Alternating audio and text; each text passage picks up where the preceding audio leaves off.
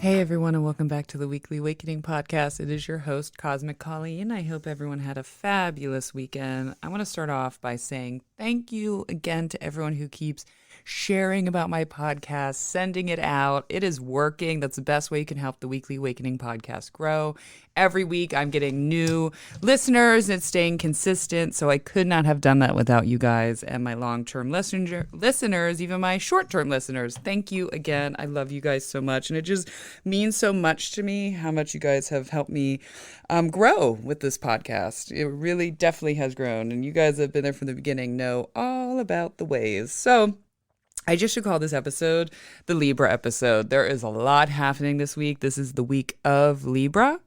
And it's going to be a good week. It's going to feel good, even though we're still a week and a half into Mercury retrograde, and it has been a little bit wild. This is going to be a calmer week. A lot is happening. We're going to find some balance and finish out Mercury retrograde with a little more calmness. Again, this week should be a pretty good week. Let's get this party started real quick. You know, I have my stories. I have a couple stories at the end of this episode. But before, I want to say one funny Mercury retrograde story that happened last weekend after I'd posted this episode is in Libra, you know, we have Mercury retrograde in Libra. My kids use a Seesaw app, and I don't know, well, I use it, I should say, and the teachers post homework if they need to. Mostly it's for pictures. I don't know if anyone else had this experience or uses Seesaw. I think it was nationwide. I don't think just our district, or maybe it was, I don't know. However, we started getting emails. I didn't get any of this, but someone hacked the Seesaw app and started sending parents pornography, adult pornography, you know. So people were like going on there and seeing adult pornography on the Seesaw app. Now, isn't that some Mercury retrograde shit right there? It was kind of funny. I meant to post it in my story. I didn't get any, but definitely that is a big, big, big Mercury retrograde slip up.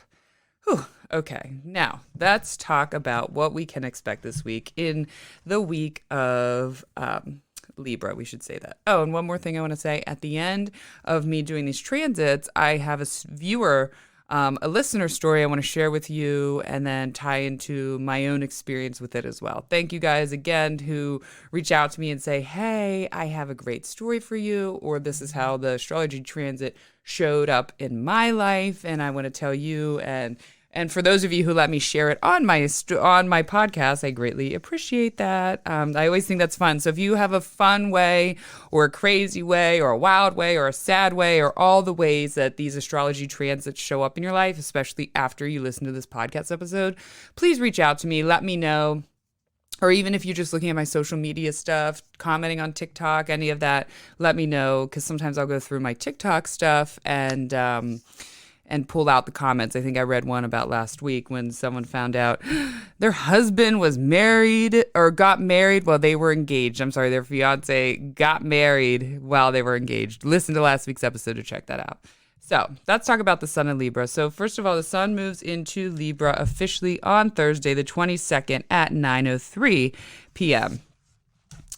One more little plug here. I got this last year, this honeycomb calendar, and it's specifically set to my astrology, but it also has the other astrology transits on here. So it's really handy. Definitely, I follow them on Instagram. Honeycomb, get one. I can't wait for my 2023 year. But on here, it's really great. I can just go to my calendar and it has the time. That's why I say a lot of the times. It's just not like in my head. I look and there it is on the 22nd, 9:03 p.m. The sun officially moves into Libra and we say goodbye to Virgo season. I love Virgo season, obviously, Virgo rising, Virgo moon, but I'm ready for some balance in my life in Libra season. So when the sun moves into Libra, right away, we kind of want to put our life in order.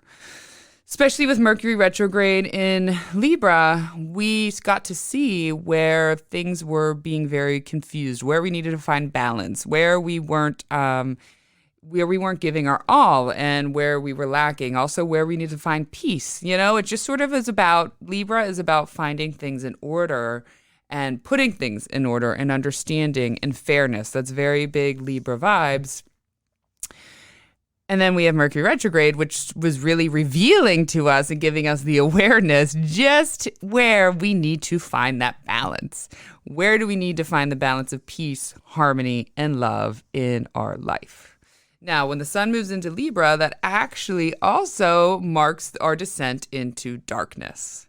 Dun, dun, dun. I know that everyone hates hearing that in the Philadelphia area, but it's the truth. You know, I like the dark season too. I like all the seasons, but the sun now is headed towards the dark time of the year where it doesn't stay so light. So right away, I even know for myself, like my aesthetic, Venus rules Libra, so we look to the aesthetic, becomes darker. Yesterday I was like, I'm going to get out my Doc Martens and I'm going to wear all black and I'm going to wear fishnets. Like right away, my aesthetic gets darker and I try to make my home a little bit cozier. And that's one of the ways that I get ready. It's funny. It's just almost like my mind is alert to it. Right away, the sun moves in, we head to darkness and it's like, give me all the fall vibes. And if you look at a lot of like Libra risings, even Libra suns, moons, people with a lot of strong Libra placements, they have a very like dark, haunting, beautiful, like aesthetic, almost very like Lana Del Rey is what comes to my mind. I don't even know if she has any Libra in her, but like that is a beautiful vision of Libra aesthetic right there. I have to look, actually. I have no idea if she has any of that, but that's just who came to my head. Now, I like with the sun in Libra, and we have the new moon in Libra, so we'll tie into some manifestations. We got to get our darkness in order before we reach the total darkness. I found that a lot of people have, one of the troubles that they have with wintertime darkness or blues is that you're left with your own darkness, right? And that makes it so much more worse. Just like anything, when you're left with yourself, you'll see how you really feel. So I find that people, when we don't have the distractions of the summertime, of the light, of always being out, I feel like I always have to be outside. Even if I'm at home, I'm like outside on my porch. I always have to be outside, and it's distracting.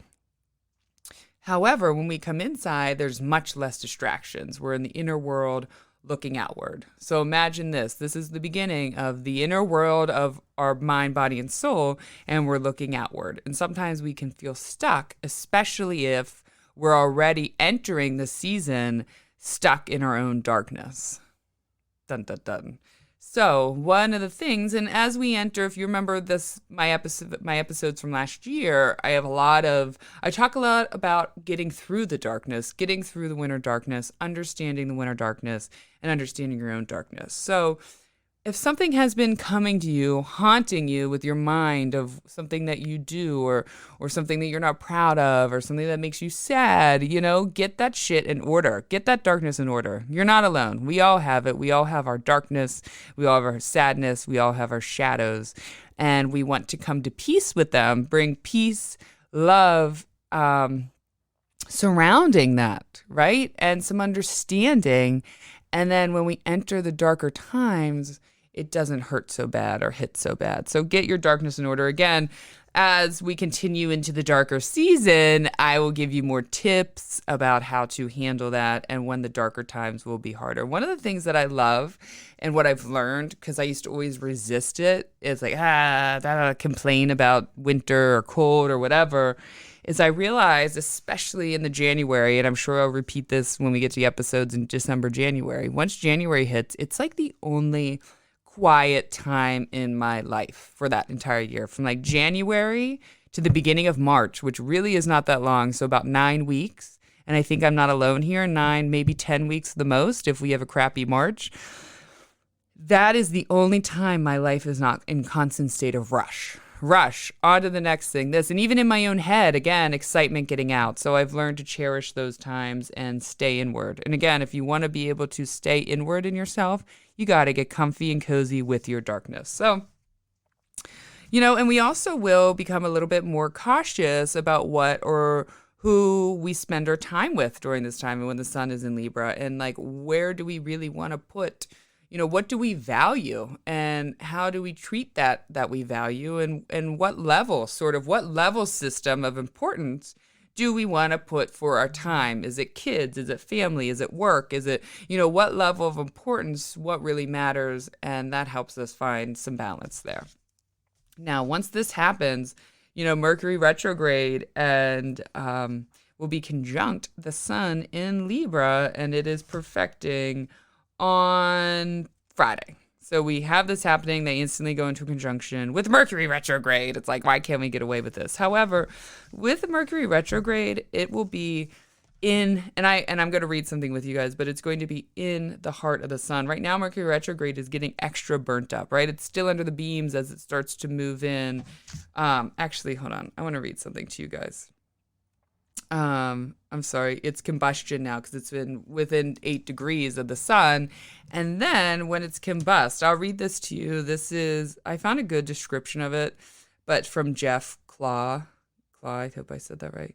When a planet gets to within about 17 degrees, no, that's under the beam, sorry. When a planet gets to within about 8 degrees of the sun, the situation gets even worse. In this case, the planet is said to be combust. So combustion. Combustion is considered bad. That several traditional okay, hold on. Maybe I should have skimmed what part I wanted to read before I started reading it out loud. I swear I did know. So basically, it starts to get burnt. So we already have things going kind of crazy right now with Mercury retrograde, but the sun is burning it up. So you can't hear it. You can't think it. You can't understand it. There's confusion. It's being blurred. Imagine when you're driving on a road and the sun blurs and you look down and you all of a sudden can't see anything ahead of you because the sun is glaring. Kind of like that. Mercury can't see anything in the forefront of the head because the sun is glaring. Now, when it conjuncts, though, it is said to be conceiving, and that is in traditional astrology, which I studied, it is being supported. It's in the heart. It's being watched after. It's being taken care of. So I think any of these Mercury retrograde struggles, especially with around making a decision, we're going to feel comforted this weekend in that decision we made. We're going to feel supported in that decision we made, and we're not going to feel so confused about it. So Mercury retrograde things will be kind of protected. Maybe this weekend we'll finally get with our loved one or any of our loved one, friends, family, lovers, and maybe we had some miscommunication, but through Mercury retrograde. But right now, when it's in the heart of the sun, conjunct the sun, we are going to have very understanding communication that gets directly to the point and works with that. And then it moves out and it will be on the sun's beams again until it breaks away. And now it is ahead of the sun. So this week, leading up to it, we can definitely feel overwhelmed, a little out of the whack. However, like I said, this week has very, very good vibes. So there's a strong revision to the plan that wasn't working again. And when it's in Libra, all of a sudden we see how we need to get the plan working for our own balance. And for some of you, there's just going to be just some confusion. But again, that should lift this past weekend. Now, okay. Oh, yeah. Something else I want to say, Mercury retrograde, is that I ran 2 things that happened Mercury retrograde last week. And then I'll jump into the new moon in Libra. And then I finish out with a viewer story. So I went to Nordstrom Rack on Friday and I ran into my therapist, and it had been almost 2 years since I had last talked to her. She was my therapist through my experience with my ex-husband, and then helped get me out of that and help me get through the divorce with my ex-husband. For those of you not listening, that is not the father of my children. For those that are new to the story, I guess I should say. And then COVID happened. We did some facial stuff, FaceTime stuff. And then it was just like, I got to a new place in life. I got to a new position in life. And I got to, where I think our journey together, at least for then, was no more. I love and appreciate her so much. And it was weird 2 years later to just run into her. I was walking and there she was with her fiance. And I was like, oh my God, hi. And she's like, hi. She's like, I don't even have to. I can just tell by your energy that you're doing good. I don't even have to ask. So that felt good. I'm still reflecting, the Mercury in me. What's the deeper meaning of her and I? Does that mean I need to go back to therapy? Does that mean that I'm repeating old patterns? Like, that's right where I want. Like, where is the message in seeing my therapist? And also something funny that happened I wanted to share is that my mom, she's older. She's 70, going to be 76. I whispered that because she would kill me if she knew that I said that out loud. And, she lives alone and she's with me a lot, and she has some health issues, and she's just harder. It's harder for her to get around if she falls or whatever. And my sister and I can definitely get a little bit paranoid And so on Sunday, I guess I didn't really talk to her Sunday. She didn't answer my text, but that's not totally unusual. My sister texted me at like 9 o'clock at night. Was like, "Did you talk to mom all today?" And I was like, "No, I didn't talk to mom all day. Did you?" And she's like, "I've called her all day. She hasn't answered. Answer my text." So I went to Facebook, and it shows that she had been active like 25 minutes ago. My sister was like, I said, "It says she's active," and my sister's like, "No, it's been saying that all day." And then I call my mom, and she always answers, and she didn't answer several times. So we're starting to get worried. And my kid's father, I was texting him too, and he was like, "Call. Do you want me to call 911?" I'm like, "Should we do a wellness check?" I'm like, "Okay, yeah." I asked my sister, yeah. My aunt lives in Wayne, so I got her to get like a key. But then as soon as the police get there, obviously my mother called me, thank God, and was like, "Oh, hi, honey. There's these three attractive police officers here. Thanks for sending them to my door."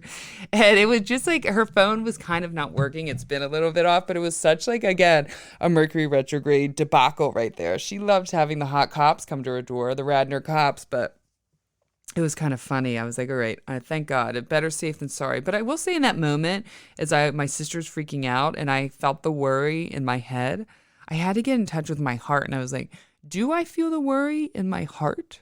And I didn't. I didn't feel anything in there. So I knew deep down that everything was fine. I feel like when anything bad has happened, I kind of already knew it. I knew it in my heart. I knew it. There's like this underlining worry.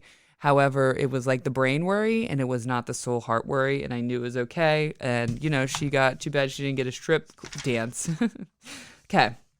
Now, to add into the new moon in Libra, to add into the Libra vibes, we got the new moon in Libra, which is going to be conjunct Venus and opposite Neptune. So the sun moves into Libra on Thursday night. Pretty much then will be, then Venus, why am I confused here? Hold on. When does Venus move into Libra? Oh, yeah. So then and it conjuncts Venus. Wait, how does that not make sense? Because it doesn't move into... it doesn't move in till the 29th. What's this week? The 25th, 26th, 27th. So it looks like, I don't know. I don't know why it says that it is conjunct Venus. Did I just make that up? I don't know. I don't know why I wrote is conjunct Venus, but I don't think it is. It will be soon once, next week, shortly after the new moon, but I'm not sure why I wrote that. But anyways, and it's going to be opposite Neptune. That is going to have... I'm getting a call right now. Sorry. I got all distracted because I'm looking at my new moon notes and then I was like, wait, is that though? I don't think that makes sense. So let me tie back to that. So anyways, the new moon in Libra, the sun moves into Libra on Thursday night and then we begin in the new moon. And the new moon is going to be... Oh, that's where I got confused at. I'm sorry. I wrote down the wrong thing. I was trying to figure out... Again, Mercury retrograde. Thank you guys for staying with me. Venus is opposite during the new moon. That's what I meant to write in my notes, and then I got it confused because I wrote it out wrong. Venus is going to be opposite Neptune retrograde this Saturday, pretty much the same time as the new moon in Libra. Sorry about that, guys. I was like, wrote that down, and I was like, wait, that's not right. So anyways, so right away, it's going to be flavored with a loving new moon. I think this is going to be a really good new moon. I think this is going to be a new moon with a lot of vibes around love, happiness, joy, our comforts, and sort of like staying and healing in what makes us comfortable, in our comforts. So again, with Venus opposite Neptune, so it's like kind of get lost in a very dreamy world. I wouldn't be surprised if some new love connections hit off during this weekend, or maybe you come together with someone with love. Maybe your partner relationship, you guys have been a little bit separated for a while, but you come back together this weekend. That's definitely something I see. So, we're starting a brand new cycle with the new moon, and this one is going to be, and we're going to go on for the next 2.5 weeks, really the whole next month, but the next 2.5 weeks with this new moon in Libra, really focusing on coming together again in love, balance, joy, and harmony, all the good Venusian things. So again, tying back into Mercury retrograde in Libra, a lot of what I said earlier is going to be for this new moon in Libra. So where do you need to make a new change? Where do you need to plant a new seed for yourself? And what's coming to me with this new moon is a lot about planting a new seed around self-love. And and a dream, right? A dream that you've had for yourself, replanting that again, right? Maybe we got lost. Venus has had a hard year this year. We got lost in some of that, but now we're recycling again. How can we manifest and grow our self-love and grow our self-dreams again? Sit there. It's not just something you can, you're going to listen to this and maybe it'll stay in your mind and you'll toss it around for a few days. But some of you might need to just sit, take 10 minutes, take 20 minutes, get outside, right? Get outside. We've got a lot happening in earth and air right now. Go to the mountains, go to French Creek State Park, St. Pete's, where I love to go. There's a few other places I like to go and just sit, even in your backyard.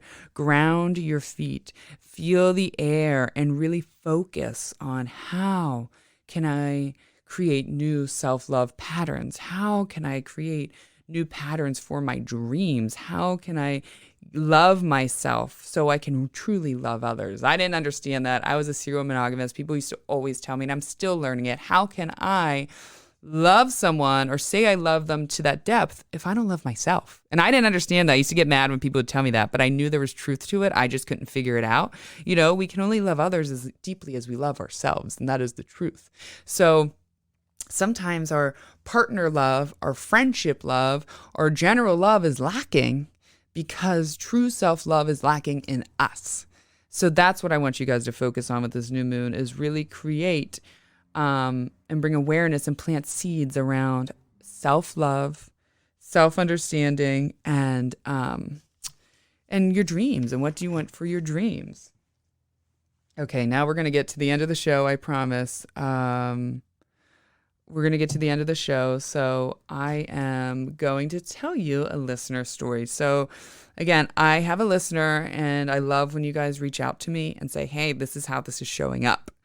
One of the things that happened yesterday and the day before, and we're going to feel it today, tomorrow, but not as much, is Venus trine Uranus retrograde. So there's a little bit of rebelling against the status quo and desire to break away from old identities and finding new identities, and with Venus around love, our sexuality, things like that. And I had posted something about that, and a listener said, hey, I have this experience and this is what's showing up in my chart. So she had said, I had always thought I was bi, but I found out, and the realization really came to me, like it broke through with the Venus trine Uranus retrograde transit. All of a sudden, I realized I'm gay, right? This is what she says. I am gay. I'm not just bi, but I'm gay. And that came during the Venus trine Uranus retrograde. But it started to unfold a little bit a couple months ago, or in August, not a couple months ago, in August, whenever Mars moved into Gemini, which moved into her 12th house. So in Gemini, so right away, 12th house, that uncovers our shadows, right? And it uncovers layers of shadows. So it uncovered layers and shadows around previous partners and who she chose to love and give up her sexuality to, and, just like give all that sexual energy, to. And Gemini likes to understand the mind. It likes to come together with the mind. So when that happens, we automatically uncover some things. So as soon as Mars entered there, right? Mars is the shit stirrer. It's the activator of things. It went right into Gemini and it activated this. So she started going to therapy. And all of this suppressed, because Mars will activate whatever you have suppressed at a big level, started to come out. And as she's working with her therapist, she's uncovering more and more and more and more layers, and realizing she never felt fulfilled in relationships, especially with men.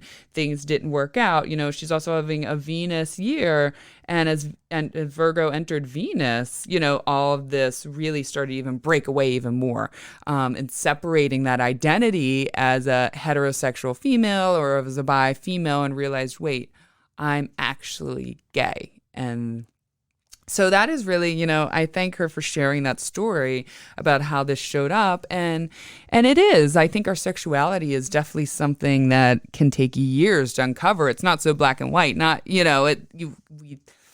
have my theories on it. I like to say everyone is bi or gay, but we're not going to go there. That's not everyone agrees with that. But sometimes, sometimes you're born, or you see people born and right away they're like, I'm gay. I'm into men, I'm into women, and they know. Other times it's more complicated. We have layers of what we learned, what we taught, what we understand. And I think sexuality for women is a little bit different than it is for men. Well, we know it is different, but so it's harder for us to uncover that. Now, again, thank you so much for sharing that story and sharing the personal experience and how astrology is helping you uncover this. I'm really excited for your journey back to yourself. Really excited about that. Now, I want to talk about my own personal experience about finding out I was bisexual. And really, if I'm being honest, even in just sexuality, it was probably even pansexual. But I have always, I love women, I love friends, but I have a harder time with relationships with women, even though I work around women all the time.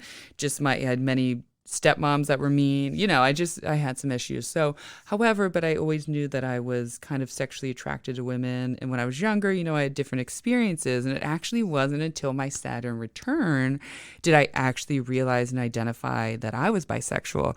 And through some experiences that I had happened with my ex-husband, there's just a lot happened. And you guys know this if you listened to my episode 2 summers ago, but I'll one day tell more about that experience of my Saturn return and how that all played out. Just we're getting to the end of the episode, so this is not it. Maybe I'll do it for Pride Month next month. But through that experience, as Saturn, I had a Saturn return in my 5th house of romance, the series unfolded that I realized that I was bisexual. Not only that, I never even thought I could be in a relationship with a woman. Then I realized, oh, you know what? I actually can. And if you would have told me at 18, 19, 25, I'd be like, no, what are you talking about? No awareness. But then all of a sudden, these things happen.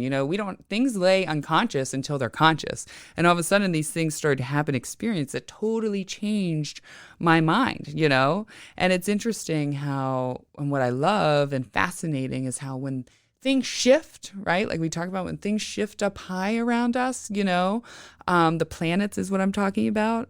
In our personal lives, we uncover, we gain awareness. And those experiences, the planets are here to activate things in our life and to show us and to gain consciousness. We're living a life that is forever about gaining consciousness. For whatever reason, that's one thing we know that is true. We have to always gain consciousness. I'm not sure why. All right. I've talked long enough. This is a long episode. I don't think I've had an episode this long for a very long time. So I just went on to that. Again, I'll tell you more about my Saturn return story. It would need a whole episode.